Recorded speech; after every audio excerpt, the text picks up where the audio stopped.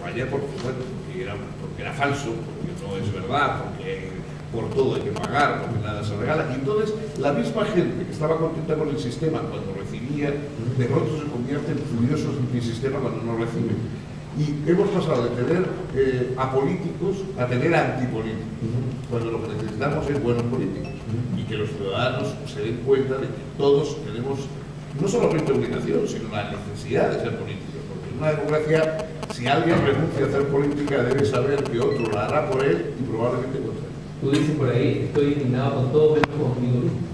Bueno, yo sé que esa indignación universalizable, que los indignados se ve que son, sí, están indignados con esto por aquí, pero nunca he visto decir yo estoy indignado conmigo porque hay que ver cómo he vivido de ignorante durante mucho tiempo y no me he dado cuenta, digamos, de lo que estamos haciendo. Entonces, me parece que falta, ¿no? Entiendo la indignación, en un país hay un 25% de paro, como no va a haber gente indignada, de lo lógico.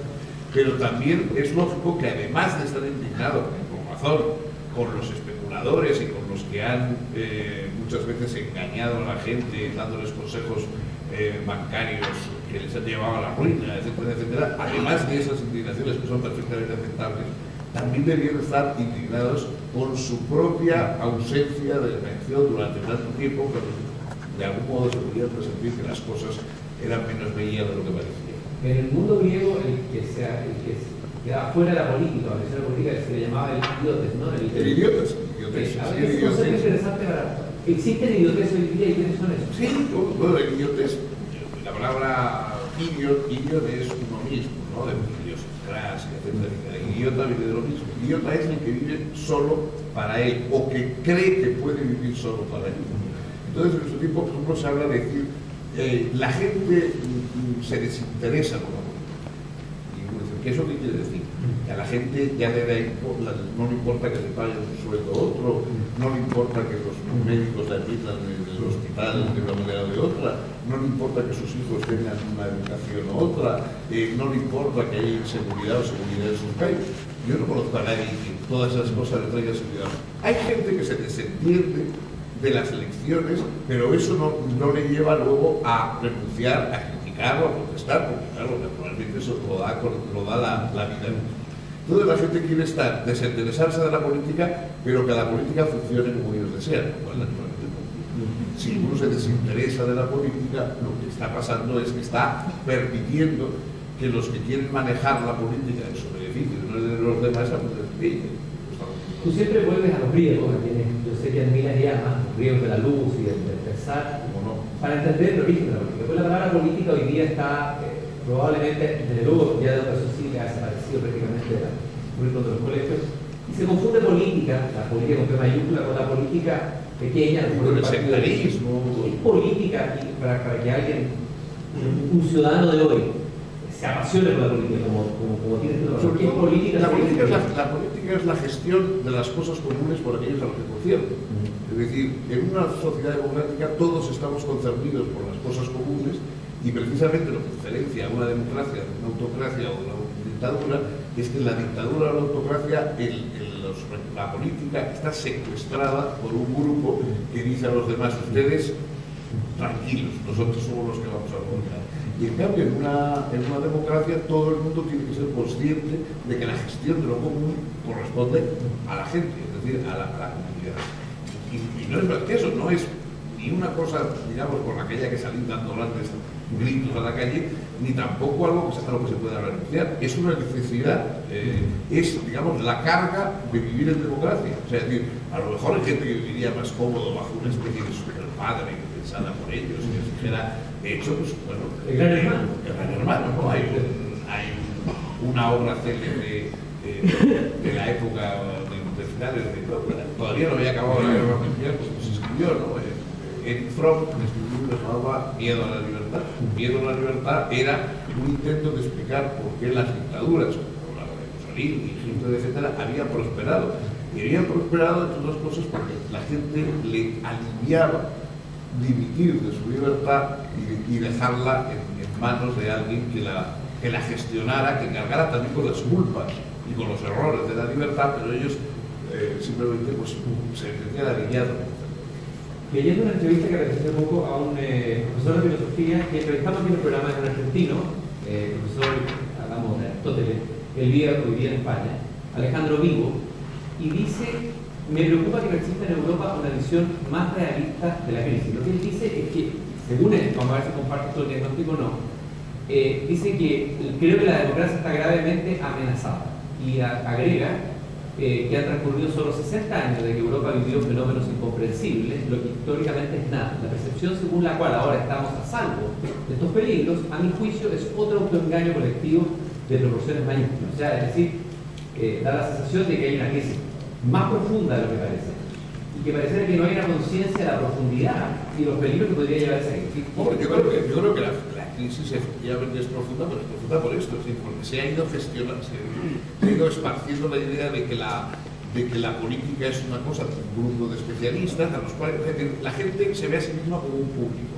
que aplaude o silba a los políticos. Sí, los políticos están ahí, son los que gestionan, los que hacen las cosas, y la gente que pertenece a otro mundo está sentada abajo y dice: eso no me gusta, usted lo hace muy mal, fuera, que se le quite. Bueno, esta es la visión que es verdaderamente peligrosa. Claro, en un momento determinado puede entrar alguien, digamos, que se alivie, es decir, que cargue con todo, lo bueno y lo malo, y descarga a la gente, ¿no? Había al final del franquismo hubo un chiste, un dibujo cómico que, bueno, se hizo bastante célebre, que desde luego yo lo guardé mucho tiempo porque me parecía que era un buen sitio de pasar en España.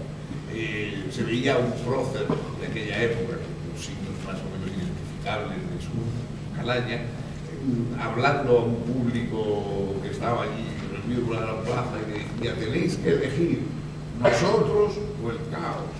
Y la gente decía: el caos, el caos. Y él decía: da igual, también somos nosotros.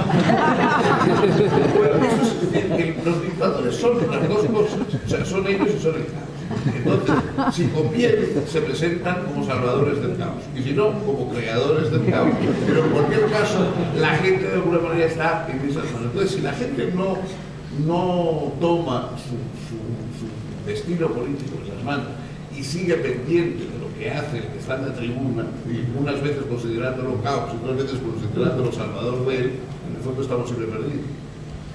No hay una crisis profunda de representación hoy día en el mundo, pero en el sentido, así como hay una crisis de representación en el sentido que los valores de la bolsa no dan cuenta de la realidad. Yo podría decir: la política, lo que debiera representar la política, no representa nada en la realidad. O sea que hay un abismo, una especie de crisis de... Y eso, curiosamente, cuando nosotros podríamos estar mejor informados, etcétera, y tener una interacción más permanente con los políticos o con los políticos del ejercicio, con aquellos, con nuestros mandados, con aquellos a los que les hemos mandado a mandar.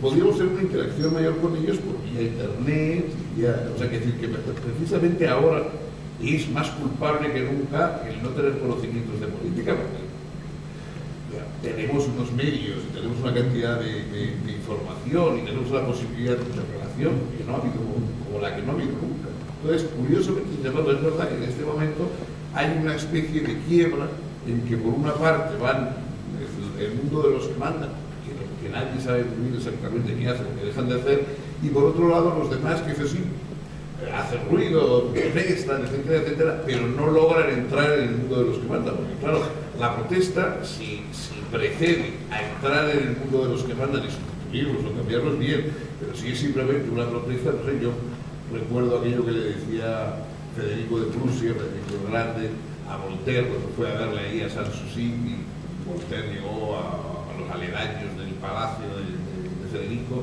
y se sintió impresionado porque por todas partes había unos carteles insultando al rey, llamándole ladrón, vicioso, no sé qué y tal, y todo eso. Cuando llegó y se encontró delante de Federico y dijo: bueno, majestad, yo, claro, he visto que, en fin, no sé, a mí me parece que hay mucho descontento, que hay unos genios. Entonces dijo: ¿ha visto usted los carteles? Eso, mire, mis súbditos y yo tenemos un pacto. Ellos dicen lo que quieran y yo hago lo que hago. Es un pacto un poco que se está creando, y por lo que yo tengo miedo, digamos, de que movimientos de intimidación, etcétera, sean estéreos. Bueno, sí, di lo que quieras, eres estupendo, no sé qué tal, y nosotros vamos a seguir haciendo lo que queramos. ¿Y cómo se puede sortear ese abismo? Bueno, nosotros en España hace 5 años había un grupo de personas que estábamos, si no indignados, que es mucho decir, al menos muy descontentos, tanto de cómo gestionaba el Partido Socialista, que era todo el que gobernaba, la relación con los nacionalismos, etcétera, como la oposición del Partido Popular, que nos parecía convincente. En fin, teníamos un partido que para gobernar se apoyaba a los nacionalistas y otro que para apoyarse para llegar a gobernar se apoyaba a los obispos. Entonces, no nos terminaba de convencer ninguna de esas dos alianzas. Y entonces decidimos hacer por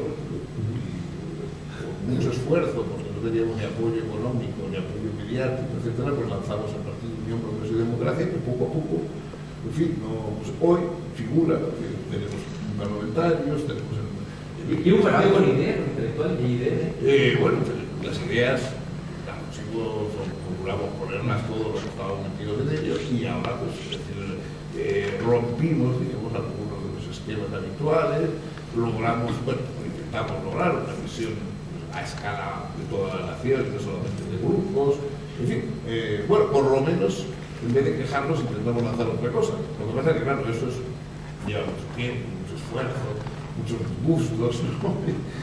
Pero es una buena idea, me parece que hay que copiarla aquí. Bueno, es la idea que se han de los propios partidos, porque en algún momento se me ocurrió. En algún momento hubo idea, digo yo. Para ir cerrando la conversación, obviamente que me encantaría quedar muchos temas en el tintero. Traje aquí, como yo sé que, a ver, tú en tu memoria declaras que lo que más te fastidia es el trabajo, ¿no? Sí. Y que has inventado estrategias en tu vida para no trabajar.